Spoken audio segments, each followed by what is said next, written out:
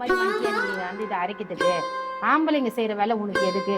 எதுக்கேத்தாலும் அந்த வேலையா இருக்கட்டும், ஒரு பேச்சா இருக்கட்டும், ஒரு உட்காரதா இருக்கட்டும், ஒரு இடத்துல ஒரு சாப்பிட்றதா இருக்கட்டும், They would say, why are you trying to act like a man? Why are you doing the work men do? Whatever it is, when men do it, they speak of it as a plus. When women do it, they speak of it as a minus. And every time I hear that, men, men, I start to feel this deep disgust. Just look around. If a man sits down, the women will stand.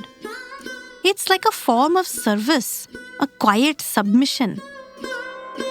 We've always had to go the humble route. But the truth is, women work many times more than men. They endure much more hardship too. But no one seems to understand that.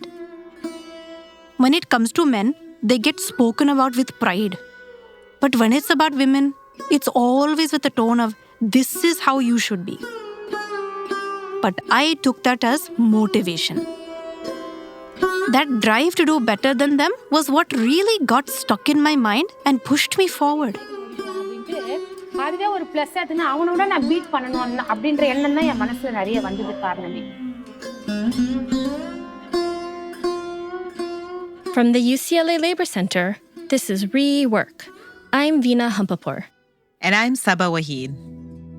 Today on Rework, we introduce you to Mohana Sundari, a 39-year-old woman living in Tamil Nadu, a state in southern India. Mohana has always had this strong spirit and known her own mind, and she's been challenging expectations for girls and women since she was a kid. Today, she is part of a small but growing group of women, driving auto rickshaws in the capital city of Chennai. This is the first episode in a 3-part series. So, Saba, usually when I mention auto rickshaws to people who haven't been to South Asia, they have no idea what I'm talking about. How would you describe them to someone who isn't familiar? Well, people know them as rickshaws. They may know them as tuk-tuks or autos. It's basically a 3-wheeled motorized vehicle driven in many cities around the world, and especially in South Asia. You can think of it like a taxi, except more compact and with the sides open. For those of us growing up in the South Asian diaspora, autos have a nostalgic quality to them. You can rent them for weddings and events. I've seen them in restaurants.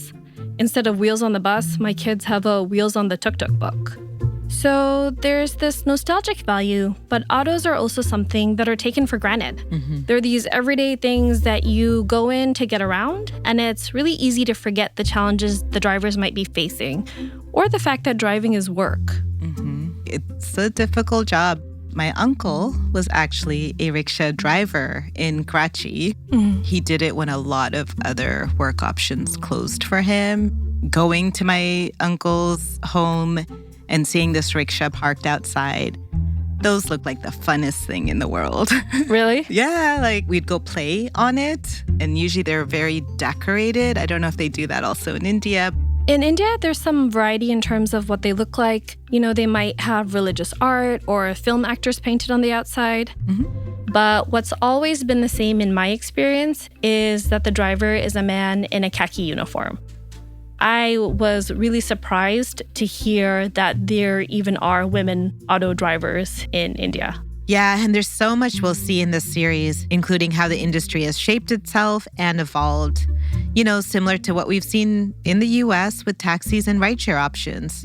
There are some really core values and experiences that come just from the work itself and what it means to be in a largely male-dominated industry. Right. But before we get into all of that, let's start at the beginning with Mohana's childhood.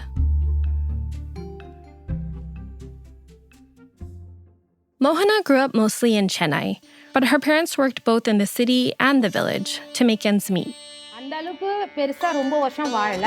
ஆனா நான் பிறக்கிறதுக்கு முன்னாடி வரைக்கும் அப்பா அம்மா ரொம்ப ஹாப்பியா வச்சுப்பாங்க. My mother and father didn't live a long life, but they were really happy together. After my birth, my parents kept moving between the village and Chennai. They couldn't leave their jobs or farming. They had to do both. My father used to work for a textile company in Chennai, dyeing clothes. He would give all his earnings to our mother, keeping just enough for a drink for himself each month. My mother would make all the important family decisions. She had a deep love for farming and wanted to secure a better future for us. She decided to sell her jewelry to buy land, and my family farmed that land. Mohana's mother gave her some advice that stayed with her. அதாவது வந்து ஆம்பளை எவ்வளோ சம்பாதிச்சாலும் பொம்பளை எவ்வளோ சம்பாதிச்சாலுமே ஒரு life பார்ட்னரா நம்ம My mom believed that no matter how much a man earns or a woman earns, everything should be equally shared between husband and wife. But she also said, no matter how much you earn, you should always set aside 10 rupees that nobody else knows about. Don't ever give away everything to others and put yourself in a position where you have to depend on them.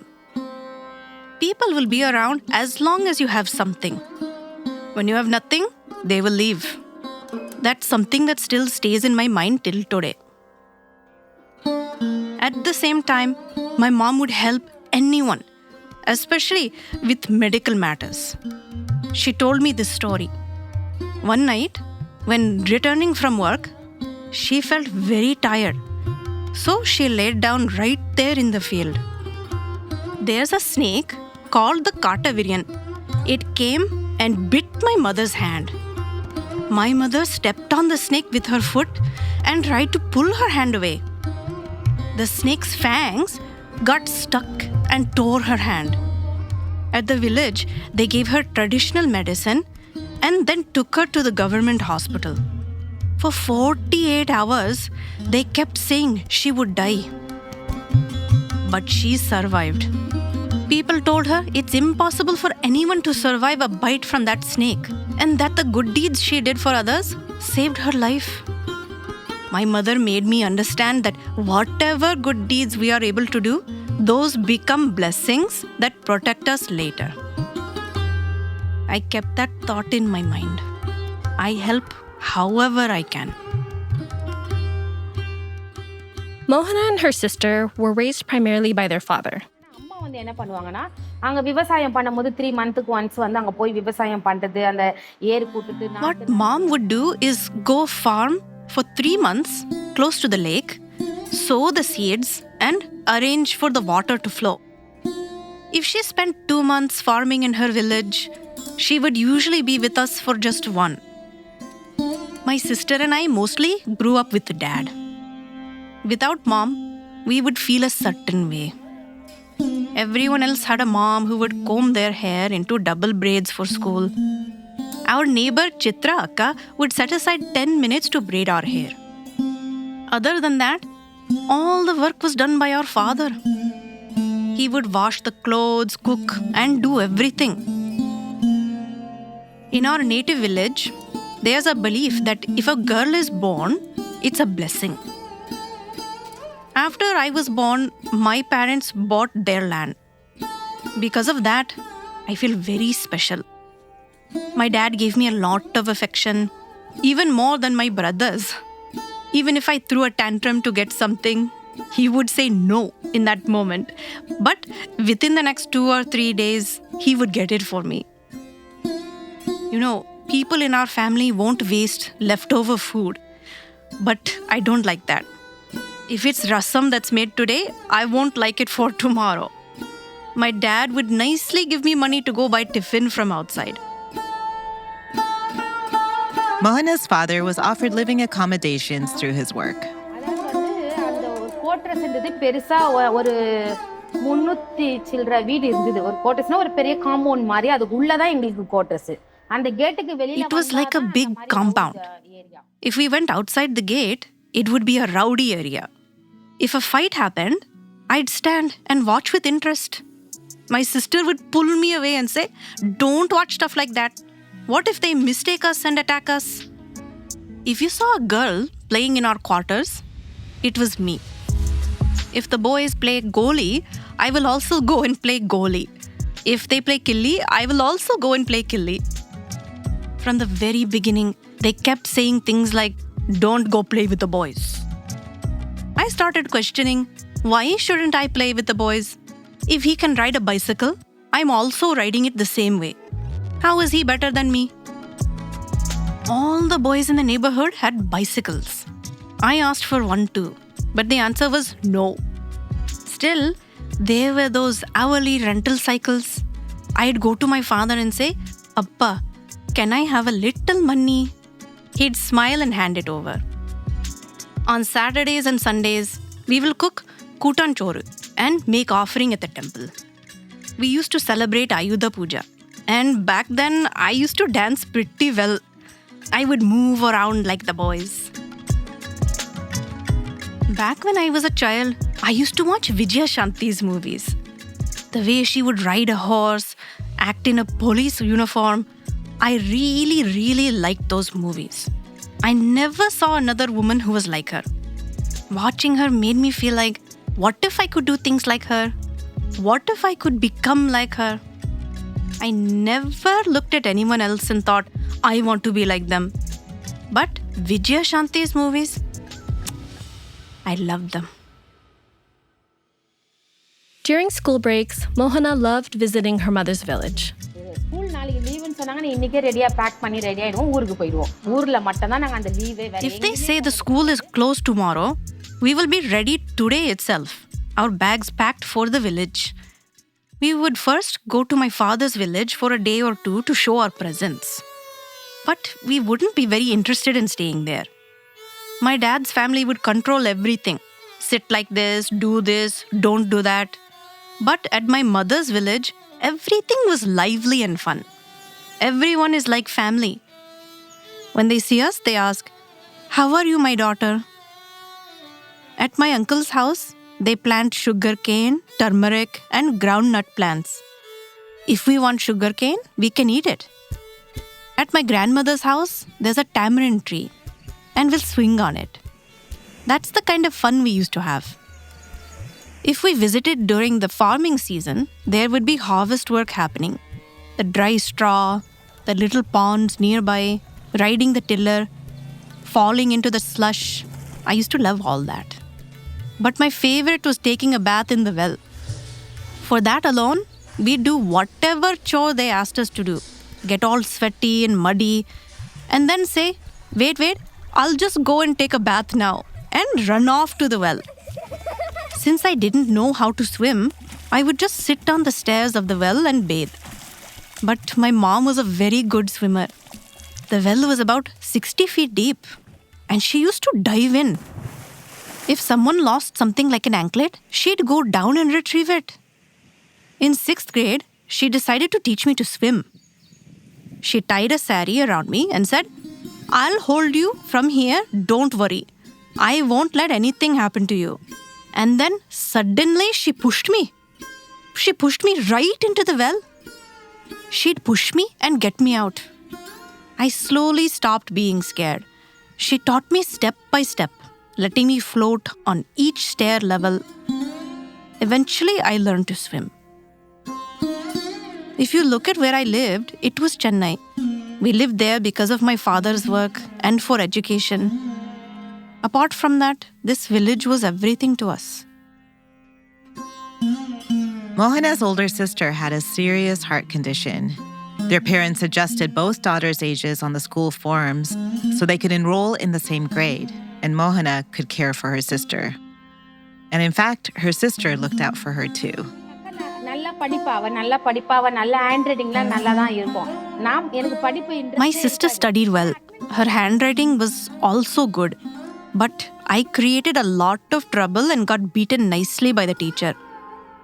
Back then, snacks were mangoes you picked from the mango tree and Horlicks powder wrapped in paper. We also buy black cherries. At school, there will be a fight for these snacks. If I get angry, I will hit. My sister kept water and slate chalk stocked.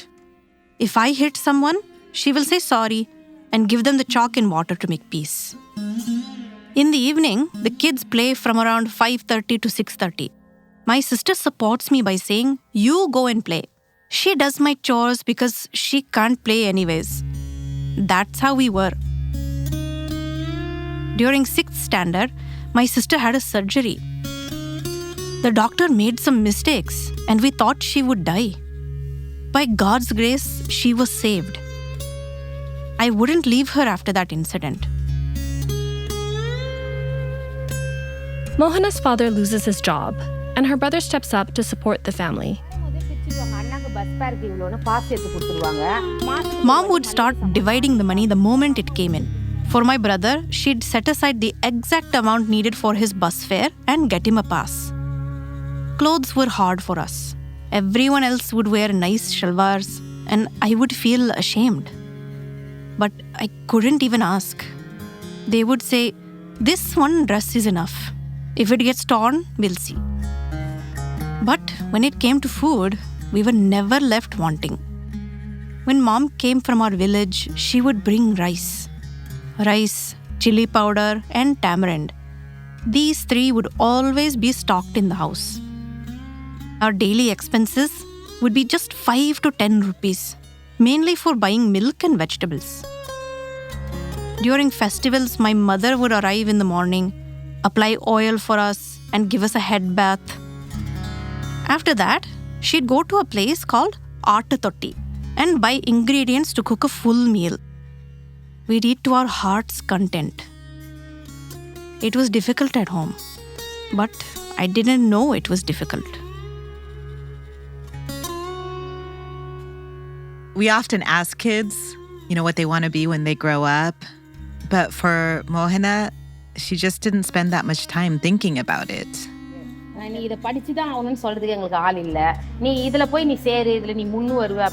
that age, there was no one to tell us, you have to study and become something. Because my mom was somewhere else.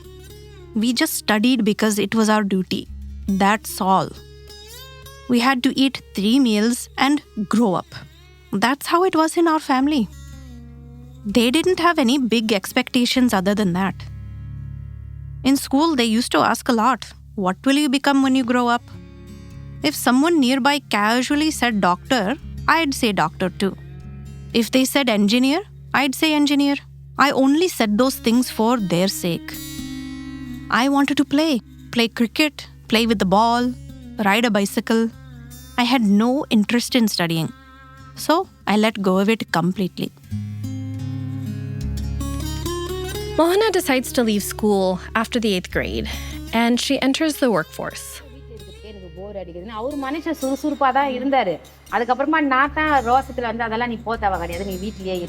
I was getting bored just being at home. I told my father, "You don't need to go to work anymore, Appa." And I started going to work. I first worked at a milk cover company.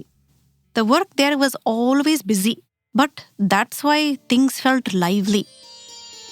With my own salary, in the first month, I bought a bicycle. Right away, I started flying through the air. You know how I said earlier that I would always ask my dad for food if I didn't like what was at home? When I got my job, I started saying, "No, I'll buy and eat on my own." My relatives would say, "Who knows how long your sister will be around?" It would really make me feel emotional. So if my sister liked something, I'd immediately go and buy it for her. But she'd always point something out, like, "Do we really need to spend 100 rupees on this? With 100 rupees, think of how much we could do." I began telling small lies. If I bought something for 50 rupees, I'd tell my sister it only cost 20 or 10. That little lie I began telling my sister back then, it made her happy.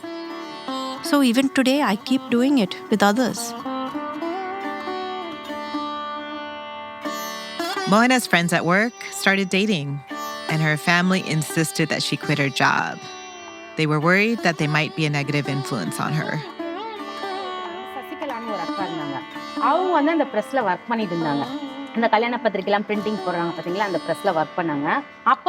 There was a lady, Sasikala, who lived near our house. She used to do printing work. And one day she said, "If anyone is looking for work, let me know." I quickly said, "I'm interested." At that time, imagine this, I had left a job where I was earning 1,500 rupees and joined here for just 600 rupees. But the boss's wife was truly kind-hearted, a golden soul. She really understood the mindset of young girls like us and wouldn't treat us like workers. I learned every single job there, and within 6 months, I was back to earning 1,500 rupees like I did at my previous company. One little joy at work was a tape player our boss had left behind. We only had enough money to buy one cassette with 6 songs. We'd keep playing those same 6 songs on repeat while working. Our only other entertainment was eating. Sometimes after finishing work, we'd have about half an hour left. We'd have tea or eat a samosa, or sometimes a parota or chapati. At the same time, it still felt like a job too, right? The smell of the ink, the strong fumes, everything would linger. But we would eat really well back then. Mohana learned to drive long before she was doing it professionally. ஃபுல்லா mechanic 2-wheeler 3 shed auto shed car shed எல்லாமே அந்த line. I grew up around Dasamangan Road, where all kinds of vehicle and mechanic sheds were lined up. 2-wheelers, autos, cars. During Ayudha Puja, the car sheds and auto sheds would be totally decorated. I'd ride my cycle there and hang out with my dad's friends' kids. If I saw someone with a vehicle, I would tell them, "Give me a round," and I'd drive it. That's how I slowly learned to drive a car. Anything related to driving, I really like. The idea of me driving an auto first came up around the time a friend of mine got married. Rekha, who worked with me at the printing job, married a mechanic who drove an auto. And the way he drives is like a race car driver. So confident and fast. Watching that again and again made me interested in driving an auto. I asked what I should do if I wanted to drive an auto. They said I need to get a license. Mohana decided to go to driving school, and her family was supportive. She wanted to get certified to drive both a 2-wheeler and an auto since she's been driving her bike without a license. To drive an auto for commercial purposes, Mohana would need a badge. வண்டி நின்று போகும்போது of ஆகக்கூடாது. அப்படியே you turn போட்டு இங்கே வந்து நிற்கணும். You turn பண்ணும்போது ஆஃப் ஆகக்கூடாது, உன் காலை கீழே வைக்கக்கூடாது. இதை மட்டும் நீ The instructor gave me a challenge. He told me to try riding the bike without stopping or putting my foot down, even during the U-turn, and said if I did that, he'd give me the auto badge. No one believed I could ride the bike. I said, "Sir, just stand there and see how I ride." I started the bike just like how experienced riders do, smoothly. I went straight, made a U-turn without even putting my foot down, and came back. While I was gone, he was blasting everyone around him. He was like, "Look at this girl. What style she has when she starts and rides. Why do you even give licenses to people who can't ride like her?" He told me, "I will get you the badge for the auto." He gave me his word.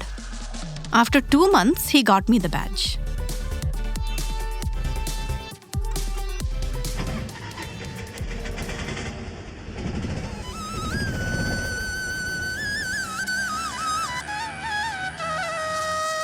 அப்போ வந்து என்னன்னா எந்த சந்துக்கு கூட்டிட்டு போனாலும் ஆட்டோக்காரங்க வந்து போயிடணும். People used to say not to drive autos because it's risky.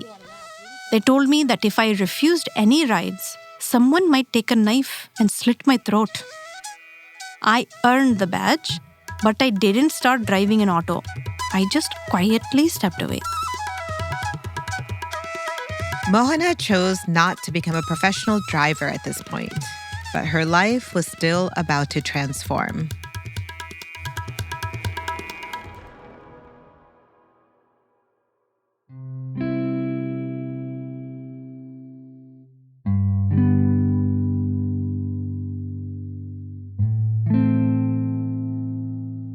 You know, Sabha, listening to Mohana's stories of growing up, one thing that really stands out to me is this everyday clouding or reversal of gender norms. Yeah.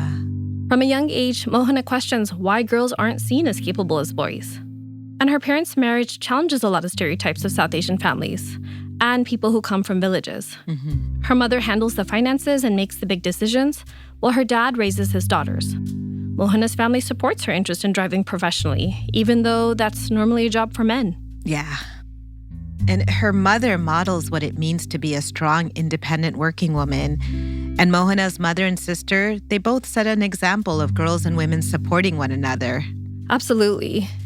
One of my favorite scenes is how Mohana was taught to swim. You know, where the mom would just kind of push her in the water. Yeah. And I think that is both a hard knocks kind of thing about life, but then also she connected her to her sari, as if to let her know that she will be safe, even as she gets kind of pushed into this world. In some ways, her family breaks all the norms. But we start to see another side of things when her family makes her quit her job because her coworkers have started dating. This concern about Mohana being what would be considered a proper woman really comes to head in part 2 of this series. Here's a look at what's about to come next.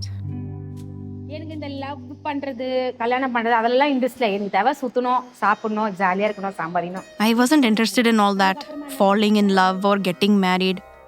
What I wanted was to roam around, eat, have fun, and earn. Then people started thinking, she won't turn out okay. We need to control her. She's been pampered and spoiled. Now she's got an attitude. What if she runs away with someone in the name of love? Find someone in the village and get her married off. அப்புறமா என்ன பண்ணிட்டாங்க, இவர் வந்து சீர்பட மாட்டாரு, இவரை கொஞ்சம் அடக்கணும், இது வந்து செல்லம் குத்தி விட்டாக்கா இது திமிரி ஆயிடுச்சு, இதுவும் அவன் ஒன்னா ஓடிடும் அப்படின்னு சொல்லிட்டு என்ன பண்ணாங்க, இங்கேருந்து ஊருக்கு என்ன பேக்கப் பண்ணிட்டாங்க.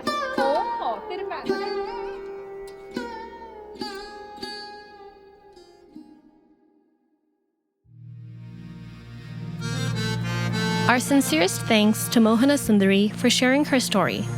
And a special thank you to ECTE, empowering communities through education, for connecting us with Mohana, conducting her interview in Tamil, and translating it to English. To learn more about ECTE and to see photos and videos of Mohana and her colleagues, please visit www.ectefoundation.org. And to learn more about women driving auto rickshaws in Chennai, see our show notes for resources. You're listening to Rework, a production of the UCLA Labor Center. This episode was produced by Meena Hampapur, P.S. Vaishnavi, Vijay Gnanaprasad, and Sabah Wahid. Sound design and editing by Veena Hampapur. Mixing by Aaron Dalton. Mohana was portrayed by Anne Akila. Host and actor recording at Pink Cloud Studios. Until next time, rethink, rework.